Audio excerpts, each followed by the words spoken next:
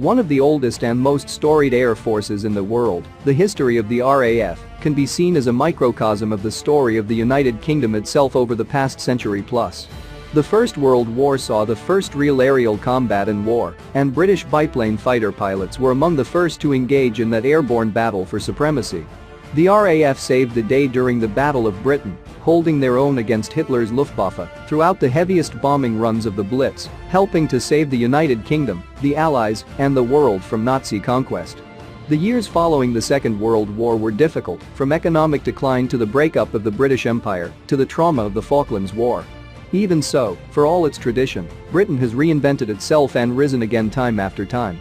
Today Britain remains a member of the North Atlantic Treaty Association, NATO, shares the special relationship with the United States, and is one of the strongest and most vibrant countries on Earth. The RAF and Royal Navy are symbols of that, so let's take a look at the fighter jets that are and were the pride of the British Armed Forces. Number 1. Eurofighter Typhoon. As alluded to above, the RAF has gone through several primary fighter jets in its history, from the famed Sopwith Camels and Spitfires to the Harrier jets we'll cover later. Today, the primary fighter jets of the RAF are the Typhoons. Introduced by the RAF in 2003, the Typhoon is a twin-jet fighter that is also employed by the German, Italian, and Spanish air forces. It is a multi-role fighter capable of everything from dogfights to ground engagements, with air superiority being its primary focus. It was first used in combat in 2011, carrying out ground strikes during the United Kingdom's engagement in the Libyan civil war. However, its usage in anti-ISIS strikes has been limited due to its limited ground engagement capabilities, which led to the Tornado's retirement being delayed, as described below. Number 2. Panavia Tornado. First built in 1974, these were the Royal Air Force fighter jets that the UK deployed as part of coalition forces' efforts against Saddam Hussein in the Gulf War in 1991. As with the Typhoon, they were also produced for Italy and Germany, the latter of which employed them as part of NATO engagements later in the 90s during the Yugoslav wars. It was due to be retired in the 2010s, but those plans were forced to be delayed after the rise of the Islamic State of Iraq and Syria, ISIS. The RAF deployed the Tornadoes to carry out strikes against ISIS at various points from 2014 to 2018. In 2018, 9 Tornadoes performed a flyby over London to celebrate the centenary of the Royal Air Force, and the venerable fighter jets were finally retired in April of 2019. Number 3. Lockheed Martin F-35B Lightning II. One facet of the special relationship between the United Kingdom and the United States is the close military alliance they share, and that includes military aircraft such as these. The F-35B Lightning II is a variant of Lockheed Martin's F-35 originally produced for the United States Air Force. The Lightnings, as they are referred to by the RAF, were replacements for the aforementioned Tornadoes, as well as the British version of the Aerospace Harrier II. They are single-engine, single-seat fighters designed for stealth, air superiority, and air-to-ground combat.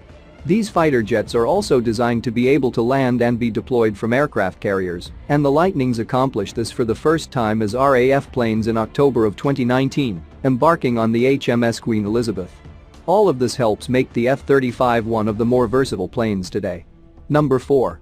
British Aerospace Hawk. This jet has 2 variants, the T1 and T2, with both still in service, and the latter still serving as one of the most advanced trainer fighter jets employed by the RAF. While they are not used as combat planes, simulated combat missions are among its training regiments. They are also the aircraft of choice of the Red Arrows, which are the RAF's aerobatic team. The lifespan for these planes has already been long already, and with the Ministry of Defense setting a target date to retire the T1 by 2030, they should remain in service for some years to come. Number 5. Full and Nat. These are the jets that the British Aerospace Hawk T1s and T2s replaced when they first came into service. They were first introduced in 1962 and were retired by the Royal Air Force in 1979, when there were enough Aerospace Hawks. Throughout their history with the Royal Air Force, they were never used as combat jets, instead being used primarily as trainer planes.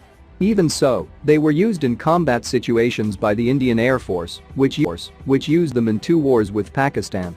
The 1965 and 1971 Indo-Pakistan wars saw them in combat against Pakistan's Canadair Sabres, another aircraft with RAF history.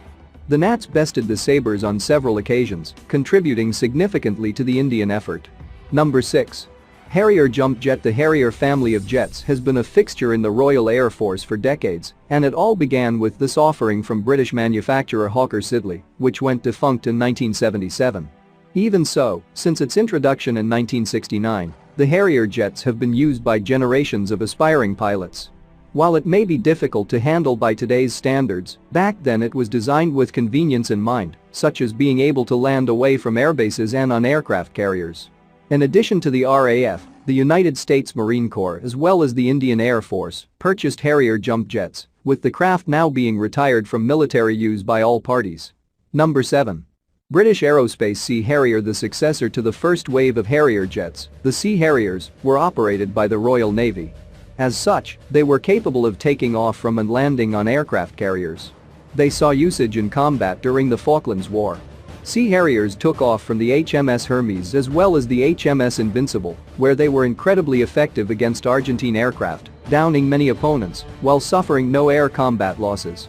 HMS Invincible again launched Sea Harriers for combat usage during NATO's involvement in the Yugoslav wars. They were also sold to the Indian Navy. The Royal Navy retired the craft in 2006, and the Indian Navy followed suit a decade later. Number 8. British Aerospace Harrier 2 used by the RAF and, for a few years, the Royal Navy. This Harrier debuted in 1985, with the intent of being primarily used for tactical strikes and close aerial support missions. Work was done on the craft in cooperation with U.S. manufacturer McDonnell Douglas. When Hawker Siddeley went defunct in 1977, its assets were absorbed into British Aerospace, which continued work on the aircraft.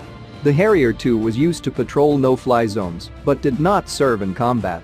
The fighter jet was yet another British fighter jet to see action during NATO involvement in the Yugoslav wars, assisting with precision-guided strikes in Bosnia. The Indian Air Force has employed the Harrier 2 as part of a peacekeeping force. It was deployed in combat in 1999 against Pakistan during the Kargil War, in which it was used to drop laser-guided bombs. Number 9. Seepcat Jaguar. Also in use during those airstrikes in Bosnia was the Seepcat Jaguar. It debuted in 1973, and it was made for the Royal Air Force, as well as the French Oman and Indian Air Forces, the latter of which still employs the craft. The Jaguar was used by French and British forces as part of the coalition during the Gulf War. These forces employed them again as part of the NATO forces in the Yugoslav wars, flying dozens of missions. The British squadron that carried out the Bosnian strikes in 1995 became the first British planes to conduct a bombing run in Europe since the end of the